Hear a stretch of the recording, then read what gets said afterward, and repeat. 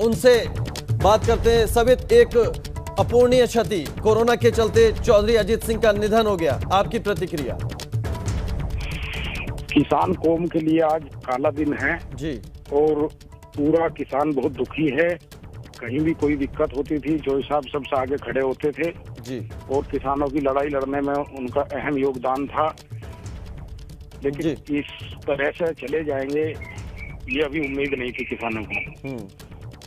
जितनी उनकी उम्र थी उसके हिसाब से वो आज भी एकदम स्वस्थ थे जी। और आपने देखा होगा पीछे जब एक क्रांति यात्रा चली थी, किसानों को राजघाट जाने से रोका गया था, चौधरी साहब तुरंत वहां पर पहुंचे थे और इस उम्र में भी वो आज भी किसानों की लड़ाई लड़ते थे। हम लोगों के पास शब्द नहीं है, हम लोग बहुत ज्यादा दुखी हैं जी कि क्या कह सके इसमें। ये देश के लिए बहुत बड़ी हानि है इस कोरोना काल में। जी। सवित, कब आपको उनके निधन की जानकारी मिली? पिछले करीब एक हफ्ते से वो हॉस्पिटल में थे और बीच में राहत हो गई थी, थोड़ा आराम मिला था, लेकिन कल से फिर उनकी तबीयत ज्यादा खराब थी और सुबह उनके निधन की सूचना मिली हम लोगों को। सवित, आपसे जानना चाहेंगे कि आरएलडी प्रमुख अजीत चौधरी एक पश्चिमी यूपी में एक अलग छवि थी उनकी, किसान नेता के तौर पर जाने जाते थे। कितनी बड़ी ये हानि है पश्चिमी यूपी के किसानों के लिए जिनकी वो आवाज उठाया करते थे? पश्चिमी यूपी नहीं, ये पूरे देश के किसानों के लिए बहुत बड़ी हानि है। उन्होंने हमेशा लोकसभा के अंदर पूरे देश के किसानों की लड़ाई लड़ने का काम किया है। गन्ना मिलों के लिए, गन्ना किसानों के लिए, पूरे हिंदुस्तान के जो गन्ना किसान हैं, जब वो केंद्रीय मंत्री थे बहुत बड़ा तोहफा दिया था कि मील की दूरी उस वक्त 25 किलोमीटर होती थी, इन्होंने घटा के उसको 15 किलोमीटर किया था, जिसकी वजह से तमाम गन्ना किसानों को लाभ मिला था। और बहुत सारे ऐसी चीजें हैं जो उन्होंने पूरे देश के किसानों के लिए किए हैं। बिल्कुल, तो एक अपूर्णीय क्षति है ये माना जाए। सवित, आपका बहुत शुक्रिया। और वीरेश पांडे हमारे ब्यूरो चीफ हमारे साथ जुड़ गए। वीरेश, चौधरी अजीत सिंह कोरोना से जंग हार गए, उनका निधन हो गया। 86 साल की उम्र में गुरुग्राम में एक अस्पताल में उनका इलाज चल रहा था। क्या जानकारी मिल पाई है इस बारे में पूरी? देखिए, कोरोना से संक्रमित थे चौधरी अजीत सिंह और उनका दुखद निधन हुआ है। चौधरी अजीत सिंह किसानों के नेता थे, चौधरी चरण सिंह के पुत्र थे और उस जमाने में इतने पढ़े लिखे थे कि वो IITian और MIT से भी पढ़े लिखे थे। तो इतने जो बड़े नेता के रूप में अगर हम देखें तो उनकी पीढ़ी के बहुत कम ऐसे नेता होंगे जो IITian होंगे, MIT से वो पढ़े होंगे। बहुत ही टेक्नो सेवी थे, बहुत ही हम्बल थे और स्वास्थ्य के प्रति बहुत जागरूक थे। जिस उम्र के थे वो, उनको देख के कभी नहीं लगता था कि उस उम्र के थे। हम लोग जब उनसे पार्लियामेंट में मिलते थे तो उनसे कहते थे, हंसते थे कि आपके स्वास्थ्य का राज क्या है, तो हंसते थे, कहते थे कि नियमित दिनचर्या जो होनी चाहिए उसकी वजह से हम स्वस्थ हैं। तो वो बहुत हंसमुख किस्म के थे। उन्हें हमने सिविल एविएशन मिनिस्टर थे वो मनमोहन सिंह की गवर्नमेंट में, एग्रीकल्चर मिनिस्टर रहे, उनको हमने कवर किया। बहुत ही हम्बल व्यक्ति थे और बहुत लोगों से और पत्रकारों से बहुत मिलनसार तरीके से मिलते थे, लोगों का काम करते थे और पश्चिमी उत्तर प्रदेश के एक बहुत बड़े नेता थे। और इतने बड़े बाप के, पूर्व प्रधानमंत्री चौधरी चरण सिंह के बेटे होने के बावजूद भी राजनीति में उन्होंने कभी भी घमंड नहीं आने दिया किसी को। बहुत सहजता से लोगों से मिलते थे। उनके जो बेटे हैं जयंत चौधरी, वो हम लोगों के मित्र हैं। पार्लियामेंट में जब वो थे तो हम लोगों से मुलाकात होती थी, हम उनके घर भी जाते थे। तो वो जब चौधरी अजीत सिंह आते थे तो कहते थे कि ठीक है, तुम अपने दोस्तों के साथ बैठो, और बहुत ही सहज तरीके से लोगों से मिलते थे। और जो जाटों में अगर हम कहें तो जाटों में इनसे बड़ा कोई नेता नहीं होगा, किसानों का इतना बड़ा कोई नेता नहीं होगा। और चौधरी अजीत सिंह को जाट प्यार करते थे और पश्चिमी उत्तर प्रदेश के खासकर जो किसान हैं उन पर भरोसा करते थे, विश्वास करते थे। और अजीत सिंह जिस भी मंत्रालय में रहे हैं, किसानों के लिए, गरीबों के लिए, वंचितों के लिए उन्होंने काम किया है, सोचा है। और यही वजह है कि बागपत से उनके घर पे बहुत भीड़ लगती थी। जब उनका घर था दिल्ली में, जब इसमें चौधरी चरण सिंह रहते थे, और 2014 में चुनाव हारने के बाद नरेंद्र मोदी की सरकार ने उस बंगले को छीन लिया था उनसे। तो मुझे याद है कि मैं उनके घर पे गया था और उस बंगले को लेकर बहुत विवाद हुआ था। और एक नोक-झोंक भी हो गई थी कि किस रूप में बंगले को हटाया जा रहा है। वो चाहते थे कि चौधरी चरण सिंह का एक स्मारक स्थल बन जाए, इस बंगले को बनाया जाए, क्योंकि बचपन भी चौधरी अजीत सिंह का वहीं गुजरा और जयंत का भी वहीं गुजरा, तो एक इमोशनल लगा। विरेश, आप हमारे साथ बने रहिए। इंदर सिंह टीटू आरएलडी नेता हमारे साथ जुड़ गए। इंदर सिंह टीटू, चौधरी अजीत सिंह का निधन हुआ 86 साल की उम्र में, कोरोना के चलते उनका निधन हुआ है, आपकी क्या प्रतिक्रिया? हमारा जो घटा है, जो हमने घटा दिया है जी, वो चीज ऐसी घटा दी है, ऐसी धरोहर घटा दी है जिसकी हम जीवन भर कभी भरपाई किसी भी रूप में नहीं कर सकते, कोई ऑप्शन ही नहीं है जी। किसानों के लिए सारा जीवन दे देना, किसानों के हित के लिए जो उन्होंने पश्चिम उत्तर प्रदेश में जो शुगर मिलें लगाकर उन्होंने किसानों को जो ताकत दी थी, जो चीज वो दे के विरासत में हमको, शायद हम उसको आगे बढ़ाने में बहुत मेहनत करनी पड़ेगी। और उनके जाने से जो हमारी घाट हुई है, जो हमारी घट, जो हमारा घटा है, शायद वो ऐसी चीज घटी है जिसको जीवन भर हम किसी भी रूप में भरपाई नहीं कर पाए जी। बहुत बड़ी घाट है। हमारे किसी एक परिवार की ये घटत नहीं है, ये पूरे किसान समुदाय की, पूरी धरोहर की, किसान मजदूर, किसको कहूँ मैं, जो अगर किसी की आवाज थे गरीब मजदूर की और किसान की अगर आवाज थे तो चौधरी अजीत सिंह थे। किस रूप में हम उनको हम भुला नहीं पाएंगे। अभी तो दिल को विश्वास ही नहीं हो रहा, अभी तो दिल को विश्वास ही नहीं हो रहा है कि हमारे बिल्कुल, बहुत बड़ी क्षति राजनीतिक जगत के लिए भी और किसानों के लिए भी। चौधरी अजीत सिंह एक बड़ी शख्सियत थे, इसमें कोई दो राय नहीं है। ब्यूरो चीफ हमारे वीरेश पांडे हमारे साथ जुड़े हुए हैं। वीरेश, जिस तरह से आरएलडी नेता को आप सुन रहे थे, वो बोल रहे थे कि एक इतनी बड़ी क्षति हुई है जिसकी भरपाई नामुमकिन है, क्या कहना है आपका? जैसा मैं बार बार कह रहा था कि लोगों से बहुत ही मिलनसार तरीके से मिलते थे, बहुत ही इमोशनल अटैचमेंट था पश्चिमी उत्तर प्रदेश के जो जाट नेता थे, जाट थे, जो किसान थे, उनके लिए उन्होंने किया है और उनके दरवाजे हमेशा खुले रहते थे। और जब हम लोग, मैं कह रहा हूँ कि जब हम लोग पत्रकार के तौर पर उनके घर जाते थे तो बहुत अच्छे तरीके से हंसते थे, मिलते थे और सबका स्वागत करते थे। एक बहुत ही मजे हुए और बहुत ही मिलनसार, और इतने बड़े पूर्व प्रधानमंत्री के बेटे होने के बावजूद भी उनके ऊपर कभी घमंड नहीं आया। अगर उनके राजनीतिक करियर की हम बात करें तो राज्यसभा में वो सबसे पहले पहुंचे थे 1986 में, जब उनके पिताजी चौधरी चरण सिंह बीमार हो गए थे, और उसके बाद से वो लोक दल के प्रेसिडेंट भी चुने गए और जनता पार्टी के भी प्रेसिडेंट हैं 1987 से 1988।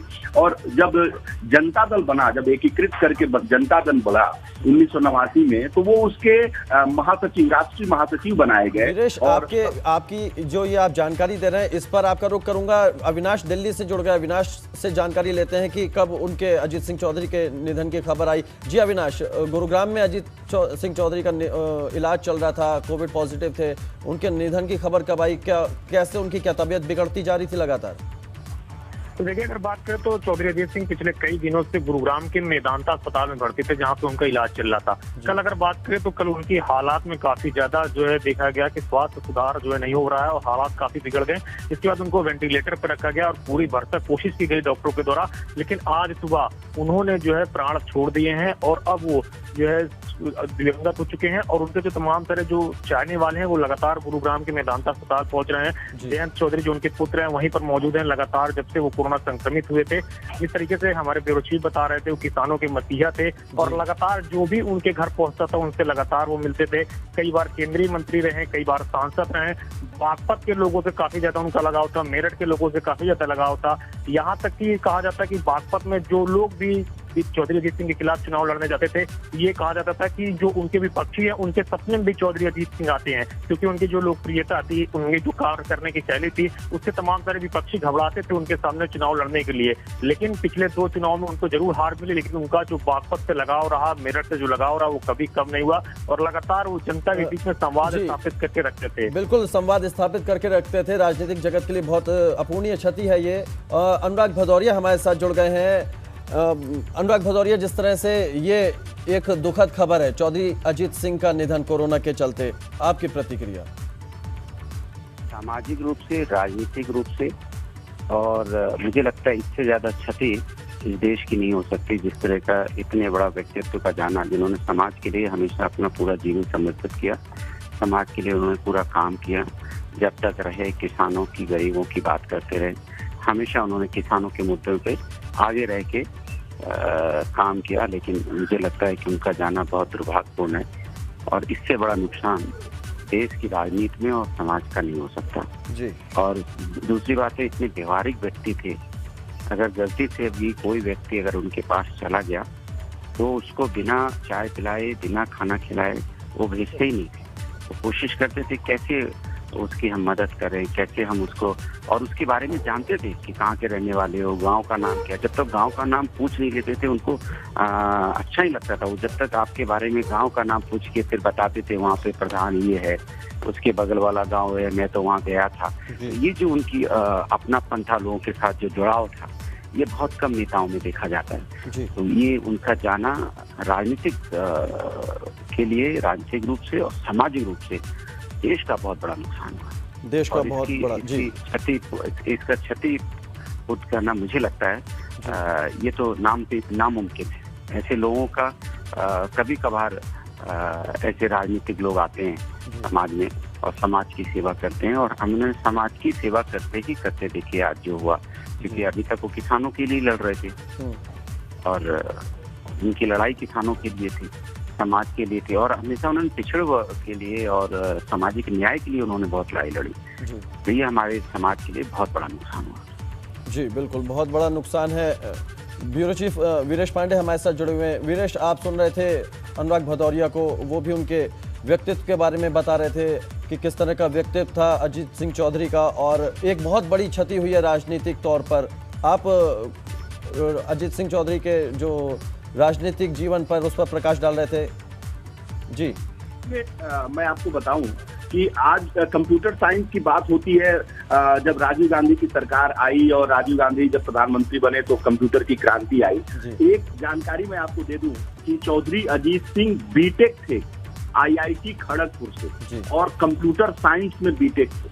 आप सोचिए, और वो कंप्यूटर साइंटिस्ट बाय प्रोफेशन थे, और 1960 में 1960 में वो IBM में नौकरी करते थे एज ए कंप्यूटर साइंटिस्ट, और वो फर्स्ट इंडियन थे जो IBM में काम करने गए थे।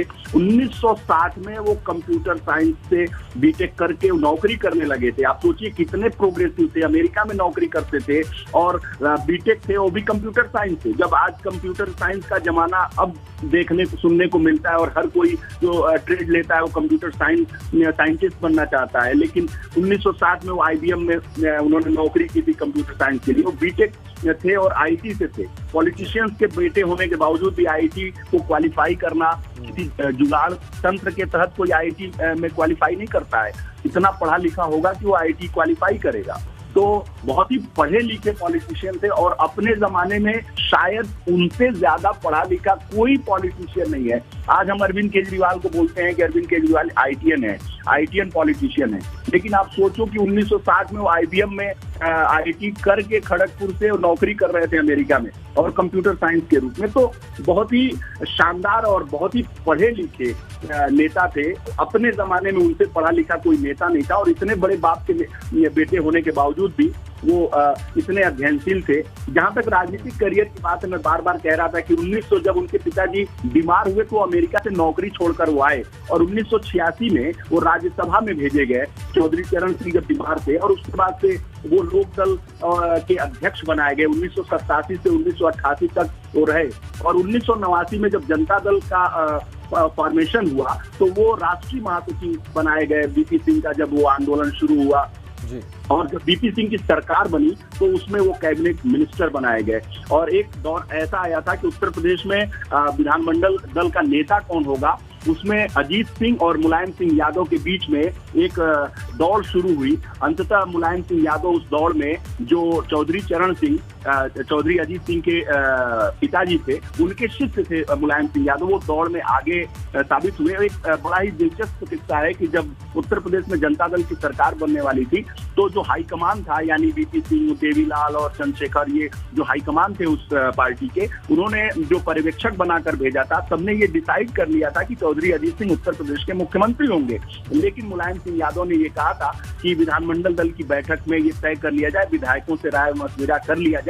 तो विधानमंडल दल की बैठक हुई, जिसमें चौधरी अजीत सिंह की हार हो गई और मुलायम सिंह यादव विधानमंडल दल में नेता चुन लिए गए और वो उत्तर प्रदेश के मुख्यमंत्री हुए। नहीं तो चौधरी अजीत सिंह लगभग तय हो चुका था, यानी वीपी सिंह चाहते थे, चौधरी देवीलाल चाहते थे कि चौधरी अजीत सिंह उत्तर प्रदेश के मुख्यमंत्री बने। तो वो दौर भी था और ये उनका पॉलिटिकल करियर आगे बढ़ते बढ़ते वो कांग्रेस में भी शामिल हो गए। 1996 में वो कांग्रेस में शामिल हुए। कांग्रेस में से उन्होंने चुनाव लड़ा, लेकिन उन्हें लगा कि हमसे गलती हो गई है, फिर उन्होंने इस्तीफा दे दिया।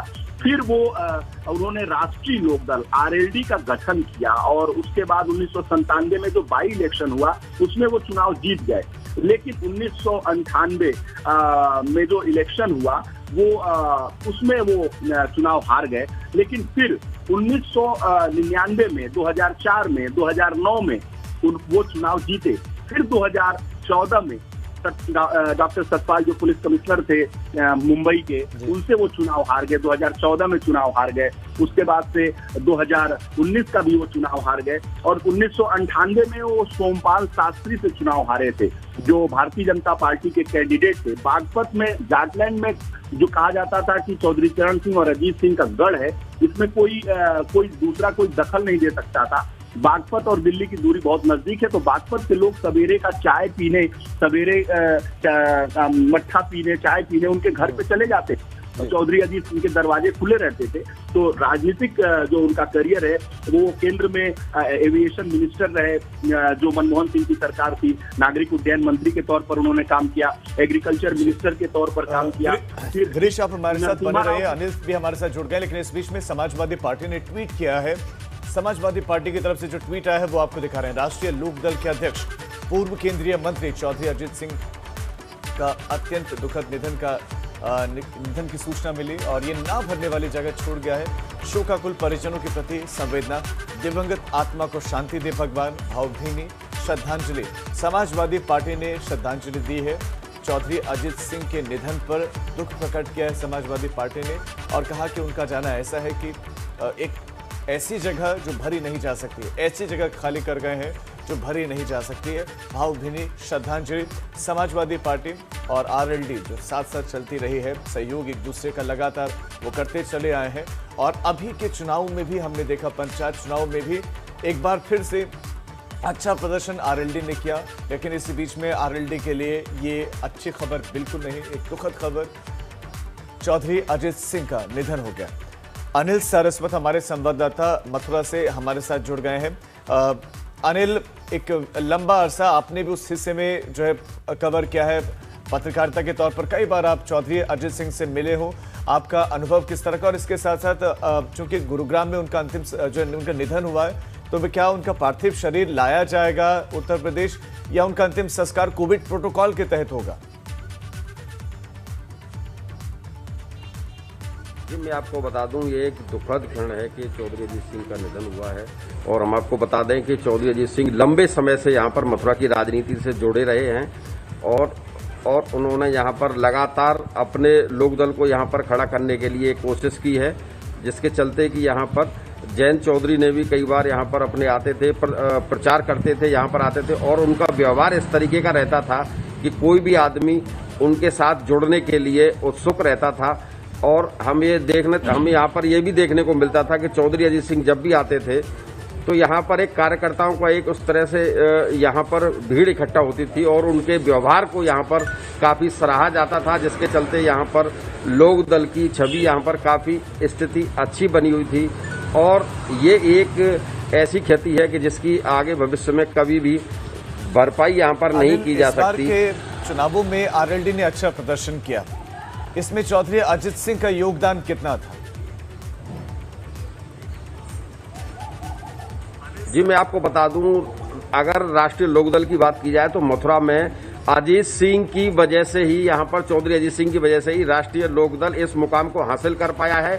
अब उनकी तबीयत कुछ दिनों से थी, उनकी एज के चलते अजीत सिंह यहाँ पर कुछ समय से यहाँ पर समय नहीं दे पा रहे थे, लेकिन जब भी वो मथुरा आते थे यहाँ पर तो उनका व्यवहार ये देखने को मिलता था कि जो राष्ट्रीय लोकदल के कार्यकर्ता हैं उनका अंबार वहां पर लगता था और वहां पर सैकड़ों की, हजारों की तादाद में यहाँ पर कार्यकर्ता इकट्ठे होते थे और उनके व्यवहार के चलते आज ये मथुरा में ये स्थिति है कि राष्ट्रीय लोकदल यहाँ पर बहुत ही मजबूत स्थिति में है। हालांकि यह कमान अब किसान पंचायत, ये जो किसान का जो आंदोलन चला है वो कमान उनके बेटे जयंत चौधरी ने संभाल रखी थी और यहाँ पर उन्होंने कई रैलियां भी की थी, जिसका परिणाम यह है कि यहाँ पर राष्ट्रीय लोकदल एक मजबूत स्थिति में मथुरा पर यहाँ पर 8 सीटें लेकर यहाँ पर एक मजबूत स्थिति में खड़ा है जिला पंचायत में। वो मथुरा लेकिन ये जो क्षति हुई है चौधरी अजीत सिंह के निधन की, मथुरा में आने के बाद वो सबसे ज्यादा वक्त कहाँ पर बिताते थे, किसके बीच में बिताते थे, क्या क्या करते थे, लोगों से जो संवाद था वो किस तरह का होता था, कनेक्ट किस तरह का होता था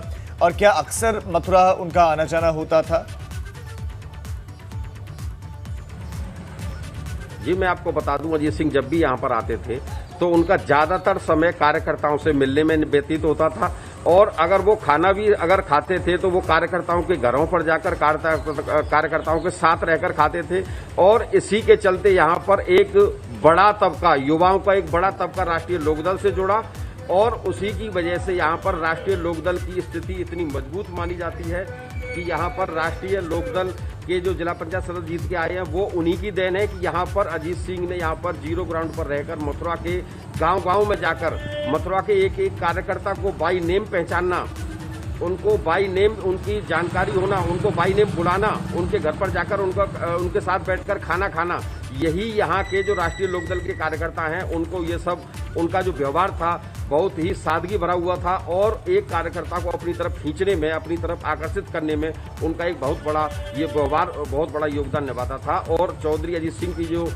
मृत्यु के बाद जो क्षति हुई है इससे कहीं ना कहीं मथुरा में भी राष्ट्रीय लोकदल की जो पकड़ है वो हमें लगता है कि कहीं ना कहीं कमजोर होगी, लेकिन उनके जो पुत्र हैं जयंत चौधरी वो इसको संभालने में कामयाब भी होंगे, ये हमें पूरा भरोसा है। और राष्ट्रीय लोकदल के जो कार्यकर्ता हैं उनका मनोबल यहाँ पर डाउन नहीं होने दिया जाएगा, उनका मनोबल यहाँ पर नहीं गिरने दिया जाएगा, क्योंकि जिस तरह से चौधरी अजीत सिंह का एक राजनीतिक कद, काफी एक बड़ा राजनीतिक कद था, लेकिन वो एक जमीनी नेता थे, जमीनी स्तर से जुड़े हुए नेता थे। जिस तरह की बातें आप बता रहे हो कि वो एक एक कार्यकर्ता को नाम से जानते थे, उनके घर जाते थे, इस वक्त उनके निधन की खबर से मथुरा में किस तरह का माहौल है, किस तरह का लोगों में एक शोक है, किस तरह का उनके निधन पर लोग शोक जता रहे हैं मथुरा में?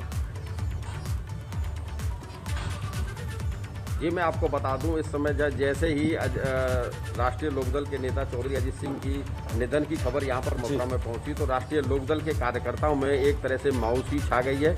यहाँ पर बड़ी शोक यहाँ पर व्यक्त किया जा रहा है और कार्यकर्ताओं में एक ये लगी है कि अब उनके बाद यहाँ पर जो अजीत सिंह के जो उनके पीठ के पीछे खड़े रहते थे, उनका जो ऊपर हाथ था, उनका जो ये लगता था कि हमारे पीछे एक बहुत बड़ा नेता खड़ा है, उनको यहाँ पर कहीं ना कहीं मायूसी हाथ ये देखने को मिल रही है। और यहाँ पर राष्ट्रीय लोकदल के कार्यकर्ताओं में इस समय बड़ा ही शोक की लहर पूरी तरह से दौड़ गई है। और यहाँ पर अगर बात की जाए तो मथुरा एक लोकदल का गढ़ माना जाता है, यहाँ पर इसको मथुरा को एक लोकदल के गढ़ के रूप में जाना जाता है। और इस समय चौधरी अजीत सिंह की चुनाव के बाद जो क्षति हुई है, जो उनका निधन हुआ है, ये एक कभी न पूरी होने वाली क्षति है और इसके चलते यहाँ के राष्ट्रीय लोकदल के कार्यकर्ताओं में बहुत ही शोक की लहर है यहाँ पर। और यहाँ पर राष्ट्रीय लोकदल के कार्यकर्ता इकट्ठे हो रहे हैं।